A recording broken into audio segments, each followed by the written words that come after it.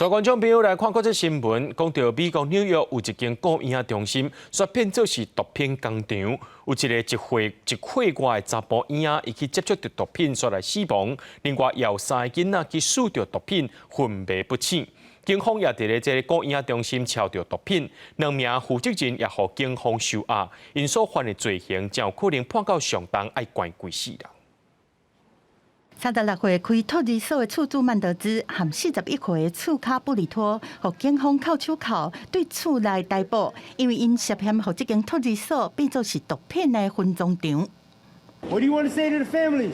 伫美国时间15下晡2点，伫纽约布朗克斯的一间托儿所，有3个囡仔伫咧中昼休困时间过了后，安怎叫拢叫袂起来，敢若是失去意识。所方是惊甲较紧，甲因送去病院急救。另外一个嘛是伫咧同一间托儿所，互妈妈提早接走的1岁外的查甫红仔，技术吸到过量的芬坦尼死亡。Before emergency personnel arrived at the daycare, before they arrived, Mendez and a co-conspirator tried to cover up what happened. Seconds before Mendez called 911, she called a co-conspirator. Minutes later, a co-conspirator arrived at the daycare. Minutes later, he left the daycare and fled out the back alley, carrying 2 full shopping bags.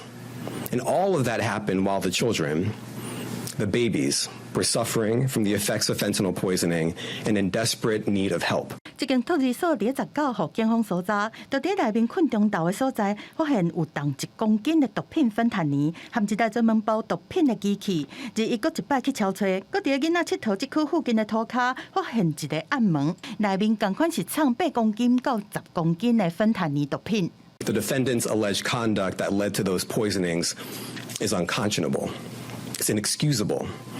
And it's the reason that they're now in federal custody, facing federal charges that carry a maximum sentence of life in prison and a minimum sentence of 20 years in prison. 托儿所的2个负责人曼德兹和布里托，互依照谋杀、过失杀人和攻击这罪名，互起诉而且收押。警方认为曼德兹因翁同款有重嫌，目前正在查伊的行踪。